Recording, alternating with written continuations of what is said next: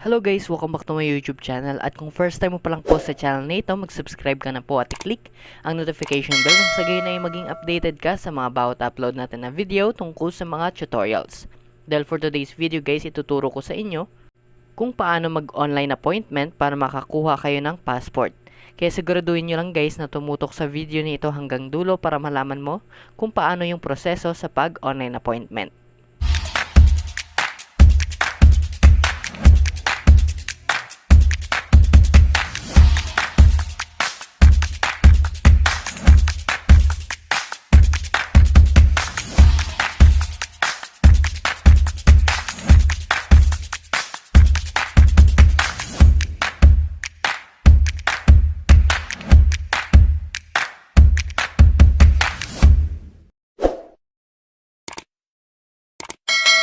So yun guys, para makapag-schedule tayo ng ating online appointment sa may DFA, kailangan nyo lang pumunta sa inyong Google Chrome or kahit anong browser yung gagamitin nyo.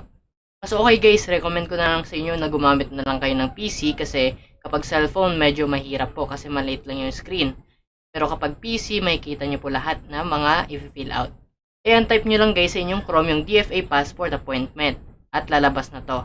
Schedule an appointment, passport appointment system. Click lang natin yan. At andito na tayo sa pinaka-website ng DFA.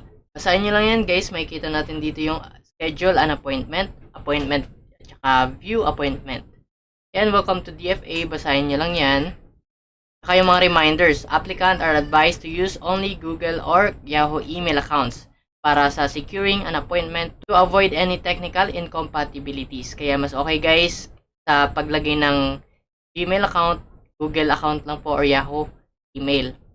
Yan, basahin nyo lang din guys yung terms and conditions at after nyo mabasa, click nyo lang to. Sa ibaba, may kita natin yung start individual appointment at meron ding start group appointment. Start group appointment, mga ano dito guys, maramihan. Kung lahat kayo ng family mo, mag-appointment for passport, click nyo na lang to. Kapag ikaw lang mag-isa at ikaw lang kukuha ng passport, click mo lang yung start individual appointment. Click nyo lang yan. Yan yung tutorial natin ngayon for individual. At makikita na natin dito yung individual appointment site location. Sa site location, specify lang natin ang site where you want to set an appointment. Yan sa region, Asia Pacific, ayan, Middle East, man dyan, since Philippines tayo, nasa Asia Pacific tayo, at sa country, Philippines. Yung site, click lang natin yan guys, at pwede tayong maghanap dito kung saan kayo malapit. Ayan. Sa una, ito, Angeles, papuntang Zamboanga. Yan po yung mga available na site na, na pwede natin pagkuhanan ng passport. So, ayan guys, for example, ito na lang, DFA Manila, Asiana. Ayan. Automatic guys, yung office name, nag-appear na dito yung DFA Manila or Asiana. Sa office address, ito yan guys, Asiana Business Park, Bradco Avenue Corner, Macapagal Boulevard, Parañaque City. So, sa Parañaque po yung site na to. Pero kung saan ka malapit guys, hanapin mo lang dito yung available site nila. So ngayon yung example natin ay ito lang, DFA Manila, Asiana. Yan, yung contact number nila guys, ayan, save nyo lang yung 556, 40 na yan, or ito yung 651. Kapag okay na at nahanap nyo na yung malapit na site, click na natin yung next. Next, nandito na tayo sa date and time. Please be advised that your chosen time slot is reserved for 20 minutes. Yan, ito yung site na napili natin, DFA Manila, Asiana, at yung date. Yung earliest available appointment ay August 9, 2021. Bali yan na lang po yung available sa August pa, ano pa lang ngayon. April pa lang ngayon, bali ang available guys, August 9, since pandemic. Kaya medyo mahaba yung ano natin, antayin para mag-appointment. Next, to the extent possible, additional slot are made regularly. Ayan, yung red, nakikita nyo guys, ibig sabihin, fully booked na po at may nakapag-book na dito at kompleto na.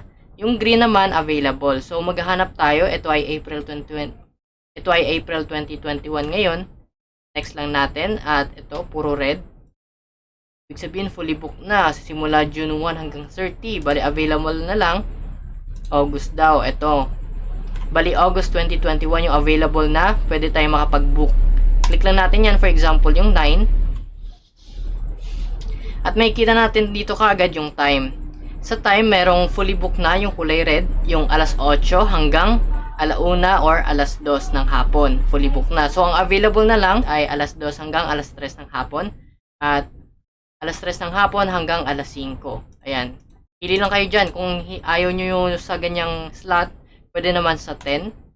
Sa 10, available naman lahat. Click nyo lang dito kung gusto nyo umaga para mas mabilis. So, for example, 10 na lang piliin natin guys para mas maaga. Alas 8 yan hanggang alas 9. Click lang natin guys sa ibaba yung I'm not a robot. Kapag napili nyo na yung time slot na available at kapag okay na, click na natin yung next. Kapag na-check nyo na yung I'm not a robot. Next guys, proceed na tayo sa my personal information. Take note guys, the system asks for additional info when applicant is a minor. Kaya kung minor de edad ka, may posibilidad guys na marami pang tanong si DFA para sa iba pang information tungkol sa minor de edad na magpa-file. Dito guys, may kita natin yung phone number. Lagay nyo lang yung phone number nyo, make sure na active. Mobile number, email address, confirm email address. Tapos lagay nyo rin dito ang inyong last name, given name, middle name. Next, date of birth, kung kailan. Kung anong nakalagay sa birth certificate nyo guys, yun po dapat lagay nyo dito. Dapat tama lahat. Next, gender, male or female, civil status, single, married, widowed, separated, or annulled. Sa birth legitimacy, ayan, legitimate ka or illegitimate. Hanapin mo lang yan dyan. Next, country of birth, kung sa Pilipinas, ayan, click nyo lang. At kung ibang bansa, click nyo lang din yan. At kapag province, hanapin mo dyan kung saan kang nakatira sa province. At city or municipality, hanapin mo lang dyan ang inyong city or municipality after nyo maklik yung province. Kapag okay na lahat, i-review nyo lang guys at i-click natin yung next. Bale, ito ng next page guys, family information. Lagay mo lang dito yung father information mo, last name ng tatay mo, given name, at middle name. Next, country citizenship, Philippines. Next, mother's information naman, maiden last name, apelido po ng nanay mo nung dalaga siya, given name, at maiden middle name. Yung middle name niya po nung dalaga siya, yun po ilagay mo dito. Ganun din po yung sa may birth certificate nyo, sundin nyo lang, kasi tama naman po yun. Next, country citizenship, Philippines. Kapag okay na, lagay nyo lang dito yung next. The next page guys, application information na po tayo. Take note po, please bring your proof of Philippine citizenship by election, naturalization, reacquisition on the date of your personal appearance. Ayan, sa application type, click nyo lang yan. May lalabas dito na new, renewal, or lost. Pag meron ka na existing passport at expired na, click nyo lang yung renewal. At kapag nawala ito at hindi pa expired, click nyo lang yung lost. Since bago pa lang, click na natin yung new. Ayan, basis of Philippine citizenship, click natin yan. Lalabas dito yung birth, election, marriage, naturalization, RA 9225 at others. Ayan, kung pure Pilipino ka naman guys, click mo lang yung birth since nandito ka naman pinanganak sa Pilipinas.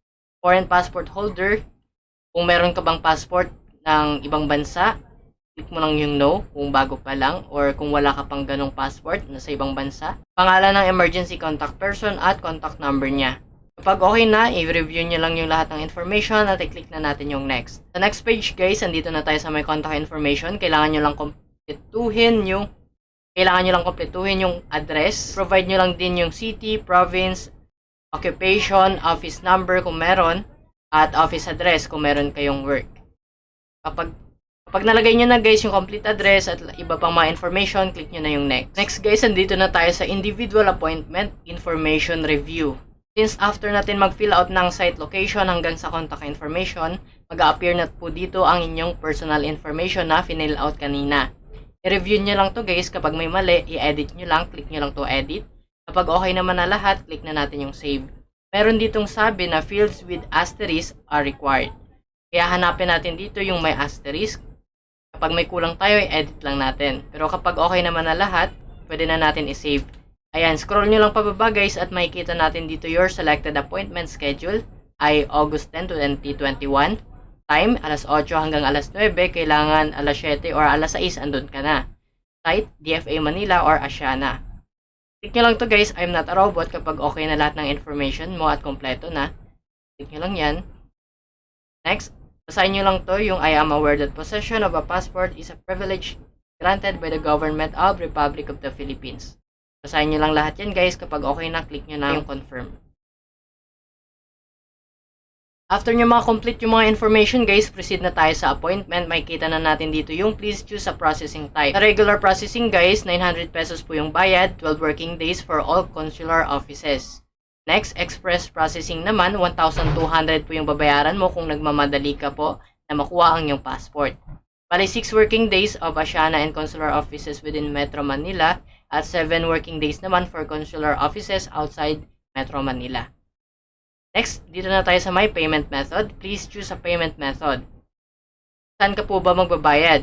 Gamit mo po ba yung credit or debit card or magbabayad ka sa my over-the-counter? Sa over-the-counter, pwede kayo magbayad guys sa 7-Eleven. At makikita natin guys sa ibaba yung summary, particulars. Ito po yan. Passport fee ay 950 at ayan, sa ibaba makikita natin yung cancel or pay now. Next, kapag credit or debit card naman yung gagamitin, click nyo lang po yan at ito po yung lalabas. Optional service, courier delivery. Kung magpapadeliver ka sa inyong bahay kapag okay na yung passport, click nyo lang yung box na yan. Tapos lalabas dito yung applicant name, full information mo at address mo po. Lagay mo dito yung address information, region, province, city, municipality, barangay, landmark kung saan malapit ang inyong bahay.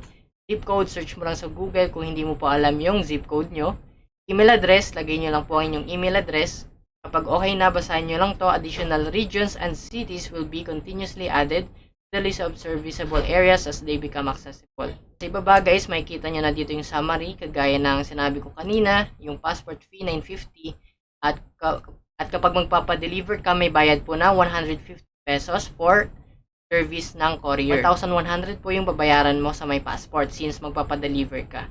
Pag okay na guys at na-provide mo na yung lahat ng information, click mo na yung pay now. Sa ngayon yung tutorial ko lang sa inyo guys is about under the counter lang muna. Click lang natin sa taas doon, punta lang tayo. Palitan natin over the counter transaction at proceed na tayo guys sa my pay now. At ang sabi dito guys, payment confirmation, basahin nyo lang yan. Please be reminded of the following. Sabi dito, your chosen mode of payment may charge a convenience fee. Kapag magbabayad ka sa bangko, 7-Eleven, or sa bayad center, meron pong charge na babayaran. Next, fees must be settled within 24 hours upon receipt of the reference number. Kapag nakabayad ka na, for example, sa 7-Eleven or sa may bayad center, kapag okay na-generate na nila yung payment, ang resibo kapag na-proceed na rin sa may DFA guys, automatic mag-email na sa inyo si DFA ng inyong mga information. Yun pong dadalhin ninyo sa my DFA para makapagpagawa na kayo ng passport or makapagpa-ID. Next, your bank may not be available on weekends and holiday. Kaya kung gagamit ka ng mga bangko, make sure weekdays ka po magbayad. Next, ang bayad mo dito guys ay bawal na po i-refund kung sakaling i-cancel mo. At hindi na rin po siya pwede transfer. Applicants are advised to appear on their scheduled appointment with complete requirements or risk forfeiting payment. Yan. Kapag pupunta ka na sa may DFA mismo, kailangan kompleto na lahat ng mga requirements. Ano lang naman guys, birth certificate, tsaka kung meron kay ID, dala ka. Yung birth certificate na kinakailangan nila guys ay PSA. Sa NSO hindi ko lang sigurado, pero okay pa siguro yun, tinatanggap pa nila. Ang kailangan mo dun guys ay original po dapat, bawal yung Xerox. Kasi yung original yun po yung kukunin nila mismo sa pagpapagawa ng passport. Kaya kung isa lang yung birth certificate mo guys, pwede ka po kumuha ulit sa my PSA. Kasi kukunin po nila talaga yung existing mong PSA. Original po dapat. Next naman, applicants availing of courier service shall submit their current passport for cancellation during their appointment. Guys, kapag okay na at nabasa mo na dito at okay sa iyo ang payment confirmation, click nyo na yung I agree at click na natin yung proceed to payment. After mo mag-proceed sa payment guys, check mo na po ang iyong email address. Mag-email po dun si DFA para sa inyong code. Yun po yung gagamitin ninyo, code or reference number po yun para sa pagbayad sa may bayad center or sa 7-Eleven or sa may bangko. Yan, pakita nyo lang yung code na yun or yung reference number at ayun, bayaran nyo lang po kung 950 yung payment mo or 1,100.